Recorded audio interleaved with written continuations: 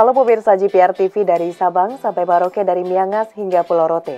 Bertemu lagi bersama saya Mona Zarinisa dalam program Kominfo Newsroom.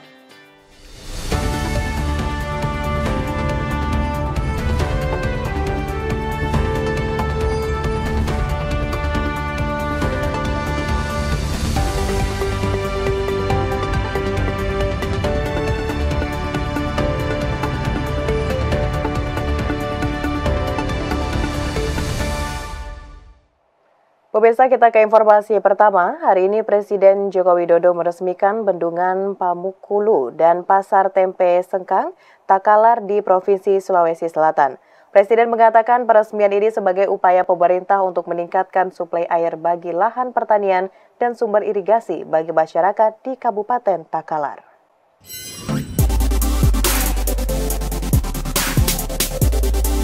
Presiden Republik Indonesia Joko Widodo meresmikan Bendungan Pamukulu dan Pasar Tempe Sengkang Takalar, Sulawesi Selatan, Jumat 5 Juli 2024. Dalam sambutannya, Presiden mengatakan bendungan ini dibangun untuk meningkatkan suplai air bagi lahan pertanian di Provinsi Sulawesi Selatan sebagai salah satu lumbung pangan nasional. Dibangun sejak tahun 2017 lalu, bendungan dengan tipe konkrit Face Rock Fill Dam ini memiliki daya tampung 82 juta meter kubik dengan luas genangan mencapai 460 hektar, diharapkan dapat bermanfaat bagi masyarakat di Kabupaten Takalar untuk membangkit tenaga listrik hingga mereduksi terjadinya banjir di wilayah tersebut.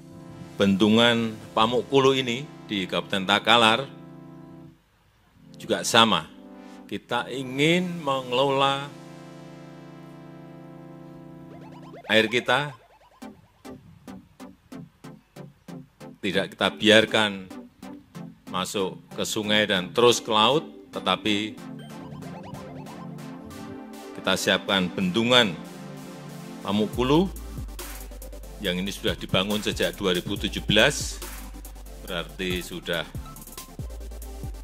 hampir 7 tahun, biayanya 1,6 triliun rupiah, memiliki daya tampung 82 juta meter kubik dengan luas genangan 460 hektar. Ini ada bendungan yang besar dan menghabiskan biaya yang juga sangat besar sekali, 1,6 triliun rupiah.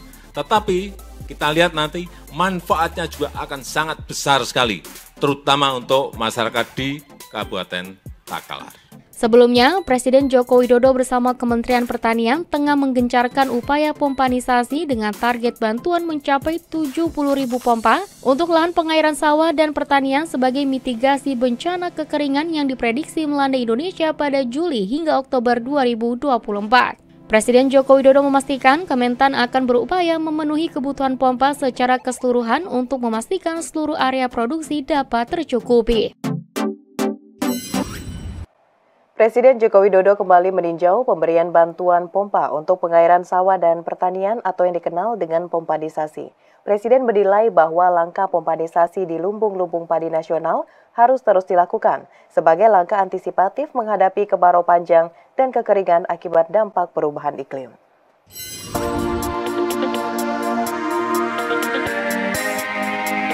Presiden Joko Widodo lakukan peninjauan langsung pelaksanaan pemberian bantuan pompa untuk pengairan sawah dan pertanian. Pemerintah melalui Kementerian Pertanian terus menggalakkan program pompanisasi di seluruh wilayah Indonesia untuk mengantisipasi terhadap kemungkinan kekeringan panjang di masa mendatang. Presiden mengatakan bahwa saat ini cuaca panas melanda berbagai belahan dunia dan memicu dampak kekeringan yang juga berimbas pada penurunan produktivitas pangan di berbagai negara. Pompanisasi juga sejalan dengan upaya pemerintah untuk memperkuat ketahanan pangan nasional dengan meningkatkan produktivitas pertanian di tengah tantangan perubahan iklim global. Ini akan meningkatkan produktivitas. Petani tadi menyampaikan di sini hanya panen sekali pada tanahnya subur karena airnya nggak ada. Sehingga dengan pompa ini sudah nanam yang kedua. Nah, kita harapkan nanti bisa masuk ke penanaman yang ketiga, artinya dari satu paling tidak minimal kedua, kalau bisa ketiga. Nah, ini akan meningkatkan produktivitas beras kita secara nasional. Program pemanisasi ini tidak hanya dilakukan di Provinsi Sulawesi Selatan, tetapi juga di provinsi lainnya seperti Jawa Tengah, Jawa Barat, Jawa Timur, Lampung, dan beberapa daerah pertanian lainnya. Beralih ke informasi lainnya, pemirsa, Menteri Koordinator Bidang Politik, Hukum, dan Keamanan Hadi Cahyanto menandatangani berita acara serah terima aset hasil sitaan Satgas Bantuan Likuiditas Bank Indonesia senilai 2 triliun rupiah ke 9 instansi mulai dari lembaga hingga kementerian.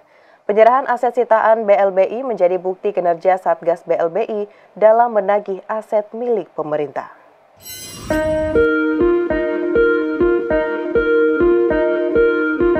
Menko Polhukam Hadi Cahyanto di kantor Kemenko Polhukam Jakarta hari ini menyerahkan aset hasil sitaan Satgas BLBI kepada 9 instansi kementerian lembaga. Penyerahan aset oleh Satgas BLBI dilakukan melalui mekanisme penetapan status penggunaan. Aset dengan total taksiran sebesar 2,77 triliun rupiah akan dibagi ke 9 instansi, diantaranya Mahkamah Agung, Kementerian Pertahanan, Kemenq, Kemenak, KKP, BIN, Bawaslu, BPS, dan Ombudsman RI. Penyerahan aset sitaan BLBI kepada 9 instansi dan lembaga menjadi bukti kinerja Satgas BLBI dalam menagih aset milik pemerintah. Selain itu, Satgas BLBI juga telah memastikan aset yang diberikan tidak jatuh ke pihak lain yang berpotensi memanfaatkan. Aset-aset tersebut nantinya akan dipakai instansi dan kementerian untuk fasilitas seperti gedung kantor, rumah dinas, laboratorium, kampus Politeknik Negeri, gedung penyimpanan barang bukti, dan aset. Menko Polhukam berharap aset-aset tersebut dapat dikelola dengan baik demi kepentingan masyarakat dan negara. Semoga dengan penyerahan aset kepada 9 kementerian lembaga, masyarakat Indonesia dapat melihat bahwa aset ex-BLBI dipergunakan secara maksimal. Untuk apa? Untuk mendukung kinerja maupun target kementerian lembaga dalam pelayanan yang optimal kepada masyarakat. Menteri Koordinator Bidang Politik, Hukum, dan Keamanan Hadi Cahyanto berencana memperpanjang masa tugas Satuan Tugas Bantuan Likuiditas Bank Indonesia atau BLBI. Perpanjangan tersebut guna menagih aset milik negara. Menteri Koordinator Bidang Politik, Hukum, dan Keamanan Hadi Cahyanto berencana memperpanjang masa tugas Satuan Tugas Bantuan Likuiditas Bank Indonesia atau BLBI yang akan berakhir pada 31 Desember mendatang. Hal ini guna menyelesaikan permasalahan-permasalahan terhadap obligor maupun debitur. Namun demikian, Hadi belum bisa memastikan berapa lama perpanjangan waktu yang dibutuhkan Satgas untuk menuntaskan penarikan aset dari kasus BLBI. Aset itu tersebar di seluruh Indonesia dan semuanya sudah terdaftar dan penyelesaiannya akan kita lakukan secara bertahap. Itulah sebabnya kita minta agar Satgas ini diperpanjang karena harus menyelesaikan aset-aset tersebut yang tersebar di seluruh wilayah. Hingga saat ini Satgas BLBI baru berhasil menyita aset negara senilai 38,2 triliun dari total 110,45 triliun nilai aset yang harus dikejar dari kasus BLBI. Sitaan aset tersebut diantaranya pendapatan negara bukan pajak ke kas negara senilai 1,5 triliun. Kemudian sitaan barang, jaminan harta kekayaan lain dan penyerahan jaminan aset dengan nilai 17,7 triliun rupiah. Selanjutnya, negara menerima aset dalam bentuk penguasaan aset properti lahan dengan nilai 9,1 triliun rupiah. Kemudian aset yang diterima dalam bentuk penetapan status penggunaan dan hibah kepada 9 instansi dari kementerian dan lembaga seluas 3.826.909 meter atau setara 5,9 triliun rupiah. Dan yang terakhir yakni PMN non-tunai dengan lahan seluas 670.837 meter persegi atau setara dengan 3,7 triliun rupiah. Pemirsa, usai jeda pariwara, kami akan kembali dengan informasi lainnya. Tetaplah bersama Kominfo Newsroom.